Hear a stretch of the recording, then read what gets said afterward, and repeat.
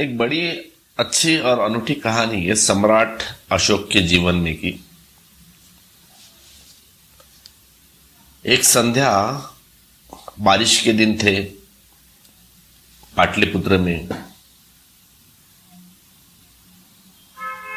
तो पटना में सम्राट अशोक गंगा के किनारे खड़े थे और तब गंगा में बाढ़ भी आई थी भयंकर।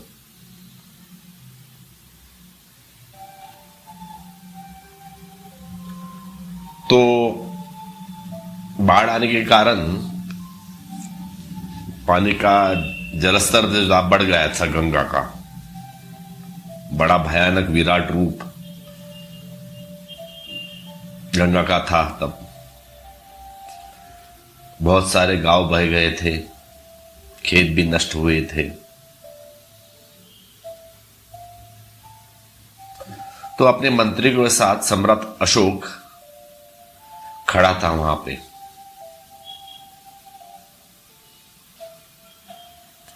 और उसने अपने मंत्रियों से कहा, क्या यह संभव है कि गंगा उल्टी बह सके?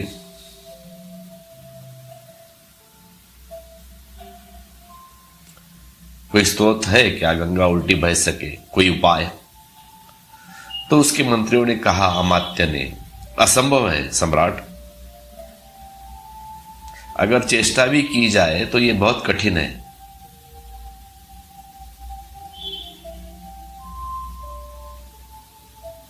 और वहां एक वेश्या भी मौजूद थी गंगा किनारे।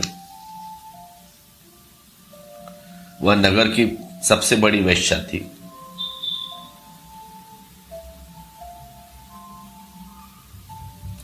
उस वक्त सम्राट अशोक के वक्त वेश्याओं को भी बड़ा सम्मान दिया जाता था। उनको नगर वधु कहा जाता था। उस वक्त जमाने में जो वेश्या व्यवसाय करते थे स्त्रियां, उनको नगर वधु कहते थे। और जो वेश्या सम्राट अशोक के साथ गंगा किनारे तट पर थी उसका नाम था बिंदुमती।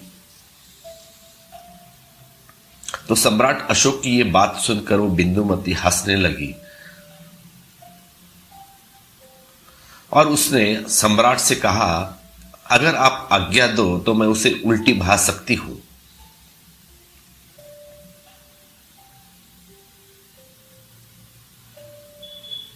सम्राट अशोक तो चौंक गए।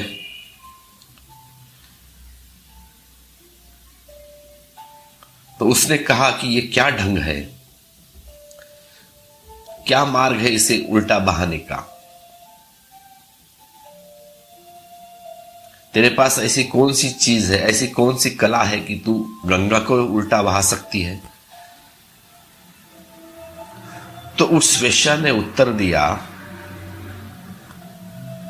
मेरी निजता का सत्य बड़ी अनूठी कहानी है। उसने कहा, मेरी निजता का सत्य, मेरा जीवन का सत्य ही मेरी सामर्थ्य है। सुनिए उसने क्या उत्तर दिया, मेरे जीवन का सत्य ही मेरी सामर्थ्य है।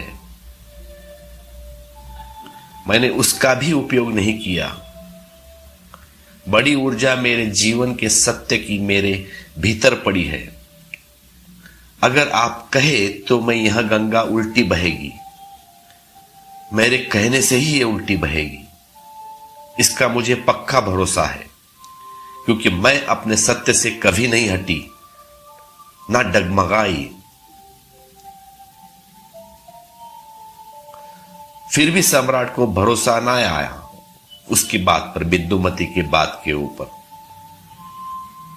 उस पर सम्राट ने कहा, देख,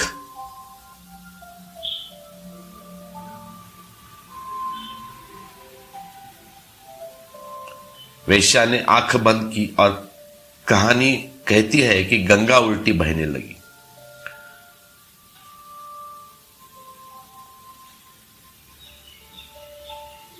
पता नहीं ये कहानी में सच्चाई कितनी है, लेकिन कहानी में कहा जाता है कि गंगा उल्टी बहने लगी। तो सम्राट तो वेश्या के चरणों में गिर पड़ा और उसने कहा, बिंदुमती, हमको तो कभी पता न चला कि तू वेश्या के अतिरिक्त और कुछ भी है। ये राज, ये रहस्य तूने कहां से सीखा? यह तो बड़े सिद्ध पुरुष भी नहीं कर सकता कोई, तो तूने ये कर दिखाया है। तो वेश्या ने कहा, मुझे सिद्ध पुरुषों का तो कोई पता है नहीं, मैं तो एक सिर्फ सिद्ध वेश्या हूं और वही मेरे जीवन का सत्य है। तो सम्राट ने कहा, क्या तेरे जीवन का सत्य है?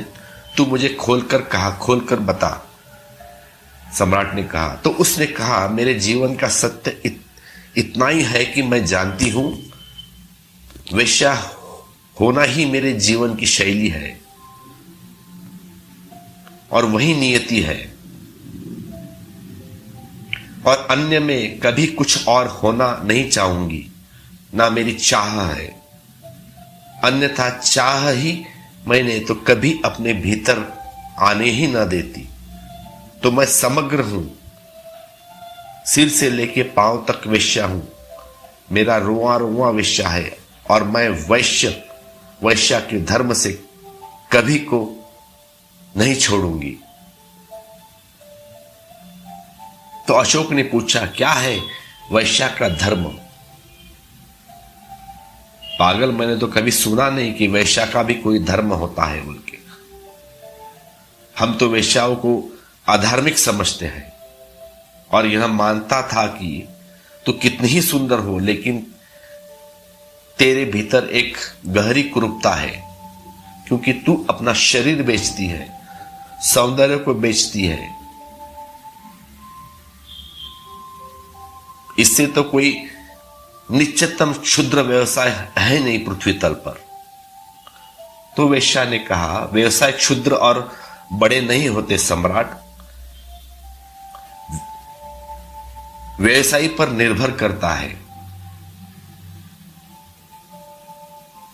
व्यवसाय कोई क्षुद्र नहीं होता, छोटा या बड़ा, जो करने वाला है उस पर निर्भर करता है। मेरे जीवन का जो सत्य है कि मेरे गुरु ने, जिसने मुझे वेश्या होने की शिक्षा दी, उसने मुझे कहा कि एक सूत्र भर को हमेशा संभाले रखना, तो तेरा मोक्ष कभी तुझसे छीन नहीं सकता। और वह सूत्र यह है कि चाहे धनी आए, चाहे गरीब आए, चाहे शूद्र आए या चाहे ब्राह्मण आए, कुरूप पुरुष आए या सुंदर पुरुष आए, या जवान हो, बूढ़ा हो, जो भी हो, जो भी तुझे पैसे देगा,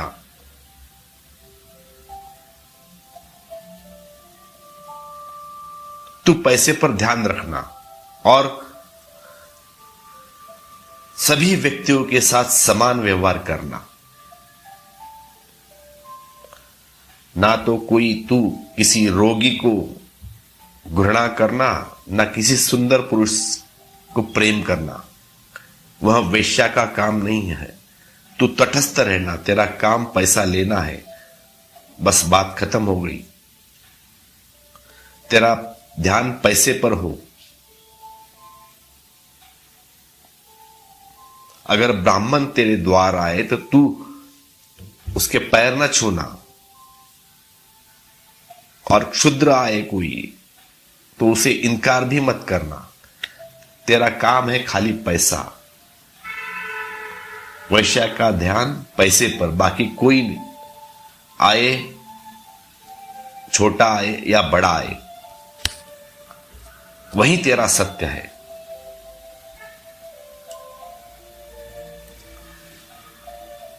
और मैं उसे संभालती हूं। तो उसने सम्राट से कहा, जो मेरे गुरु ने सिखाया है वो मैं उसे संभालती हूं और मेरे जीवन में आचरण में लाती हूं। मैंने ना किसी को कभी प्रेम किया, ना लगाव किसी को दिखाया, ना आसक्ति बनाई, ना मोह किया, ना मैंने किसी की घृणा की। मैं दूर तटस्थ खड़ी हूं।